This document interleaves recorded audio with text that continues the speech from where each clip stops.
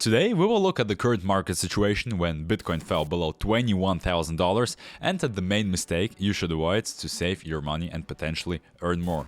We will look at what we should do in the situation where we don't understand where the price will go and try to understand what the market manipulator is doing right now to make us sell our crypto lower than we maybe have bought it. We'll also look at some fundamental coins we're buying right now and lots of other interesting things. Let's go. Hello ladies and gentlemen, my name is Nick, you're watching the Cryptus channel, and the topic of today's video is, oh no, the market is still falling, what should we do?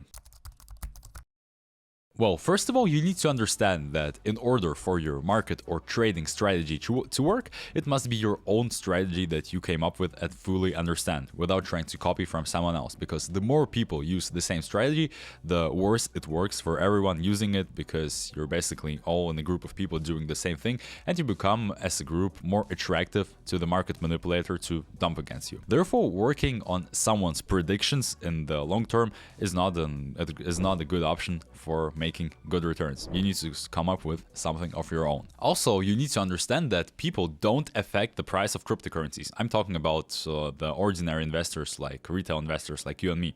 The price is driven by the market manipulators with a large volume of coins, and ordinary people buy or sell crypto in the range that the manipulator sets or holds up for them. Because we as retail investors, we just look only at the price when buying or selling. We want to buy the dip and sell at the highest possible point, or at least at the one we see on any crypto chart, because we have a relatively low volume of coins. But for the market manipulators, time is an equally important form factor for their trading, because a large volume of their coins cannot be bought or sold all at once, because there won't be just enough buyers in a particular point of time or enough liquidity to make a really big trade with tens of $1 million involved in the trade. So let's give an example for this.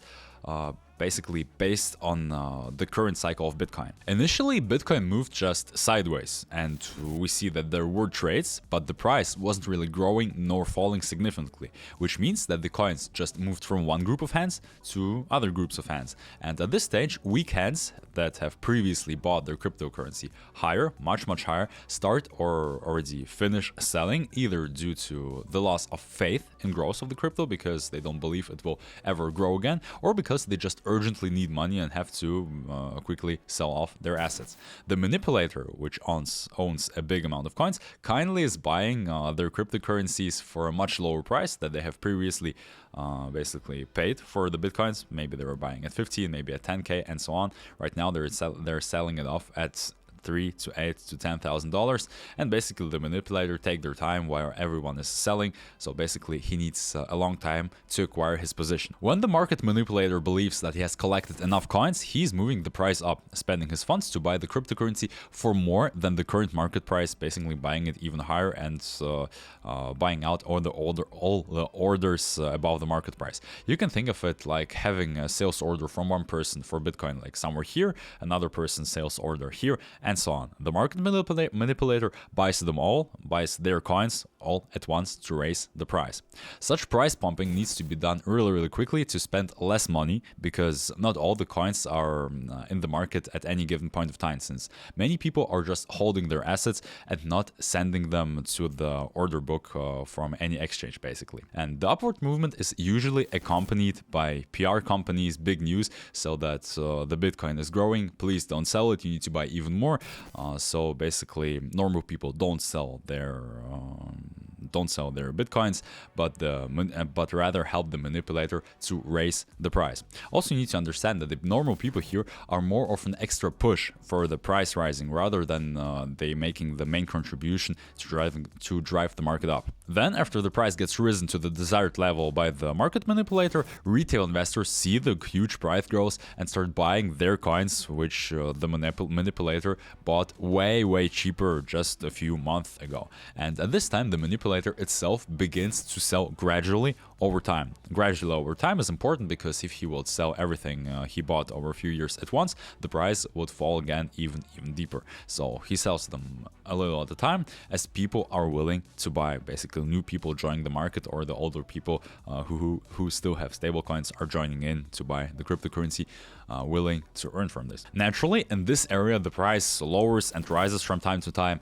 just to keep the retail investors' interest and give them the illusion of future gain potential. But this is actually the area where the market manipulator is already selling, because for him it doesn't really matter if he sells his coins for $55,000 or $60,000 or $65,000, because he bought them way cheaper at like $3,000 to $10,000, and he's already getting significant profits. At this moment, there is an active advertisement campaign everywhere in the internet, on the news and Twitter and so on, that Bitcoin will grow even further and everyone will be damn rich if you just buy it right now. And of course, you're not allowed to sell or you won't become rich. Just as an example, remember the time during the last bull cycle when everybody was shouting on Twitter and news that Bitcoin will go up to like 100,000 or 400,000 this year? So I'm talking about the end of 2021 and the beginning of 2022. Well, that's the story and the FUD for the masses, so that everyone buys high and doesn't sell, where in reality the manipulator was already buying at 3 to 10k and is already selling off in the time of the news for 55k and around in this area. After the manipulator has sold the most volume he wanted, he starts selling even more coins on the market, basically adding sales pressure and lowering the asset's price, so that more, I'd say, responsible or educated people see that the price is falling and invest even more into this asset, hoping that they're buying the local dip and the asset will again rise in just a couple of weeks or maybe month.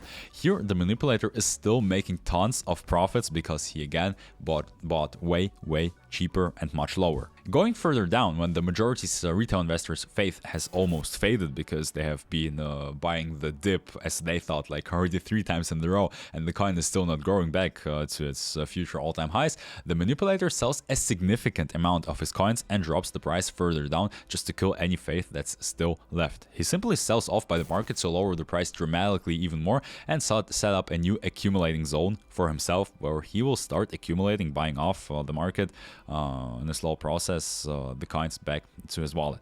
And at this time, there is no more positive news in the mass media. Everyone says that Bitcoin is a scam, he will never rise again, sell it now or you will lose everything. And basically, most of the people are starting to sell off cheap what they've just bought 10 times higher like half a year and a year ago. Naturally, people's faith is completely destroyed here, or for the most of the people, for the most of the retail investors who are new to the crypto market especially.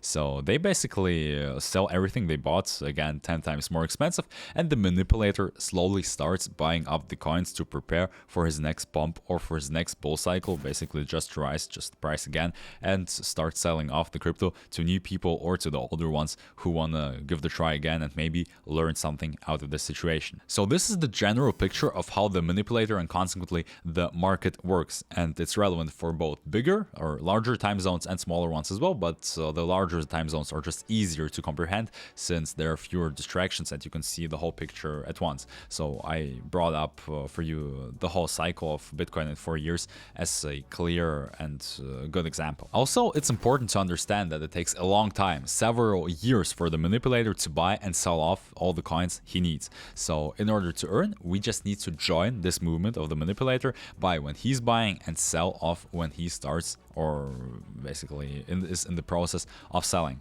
So let's look a little bit deeper into how to do it. When forming your investment strategy, you need to understand that no one knows the exact future, not even the people who are making it. So basically the market manipulator, who unlike us retail investors can influence the future price. But still, not even a manipulator can guarantee the exact future price, but he also does not need it. He doesn't have the highs for sale because unlike us retail investors who want to just catch the highest price possible on the market and sell there, be like basically the smartest ones out there or hope to be them, the market manipulator, because of his large liquidity and amount of coins, he's just having the average sales price, and for him it's okay to sell a portion of his coins for 10x of the price and another portion for 15x of the price or somewhere in between. So the exact price is not the priority for him, as the main thing is just to sell more expensive or for higher than he has bought the coins. And we as ordinary investors do not influence the price at all, because our deposit or our funds, This is just dust in compared to what the manipulator has on his wallets. Therefore, we on this channel do not give any predictions and don't recommend listening to any internet predictions. And these are just other options of people talking about things they aren't even in charge of or can't control. This is not inside your control. How can you make predictions on this? So the best thing is to use your own basically brain, your own skills, and just to see what works better for you in your investment strategy. Here is ours, or how we're basically building it. For me personally, there are several things or points that I pay attention to when forming my investment strategy. The first thing is I think about will I need the money I invest in right now in the near future for covering any bills, or will I just need the money? Because or basically asking myself, can there be such a situation in that I have to sell my crypto assets in the wrong time, when it's, for example, at a really low price? If the answer is yes, this situation might happen. I don't make the trade, no matter how profitable it may seem at the first glance. And I do this to determine the overall budget that doesn't hurt me when I'm investing. Because the thing is, if you don't urgently need the money, you will feel no fear and no greed, and it's very important to basically eradicate these feelings. For example, like 4 to 5 years ago, I started investing in crypto with like only about $100 a month, and I didn't even have a starting capital at this time. So $100 was the amount I could afford to lose monthly, as I would just go on and party using them on the other hand. So I had a cold mind with my investments, and of course, if you look at what has happened to crypto basically from the year 2018 to 2019, when it was almost at its lows, how Cardano has risen, how XRP has risen, and all these coins, some of them made 10x, some of them made 100x, like Cardano, from 3 cents to $3. And of course, there were no situation where I was thinking about selling them off too early, because I needed these $100 I've just invested. So sometimes it's better to go in low, but don't take the money out too early. Next step is I select the fundamental coins I believe will not die on the bear market. I understand that I can be wrong about some coins, so I have several coins in my portfolio. In my opinion, which may also differ from yours, these coins for me are Ethereum, Glimmer, DOT, Atom, AVAX, Mover, XRP, XLM, Tron, Matic, Near, Solana, and some others. And Bitcoin too, but I haven't even started buying it yet because the price is close to my first purchase, but it isn't there yet for me personally. So after I've decided on the amount I want to invest in and the coins I want to invest in, I split my capital into like 5 to 10 parts for every coin. And the more the coins that I selected fall, the more I'm buying them, with a small and tiny part of the overall capital.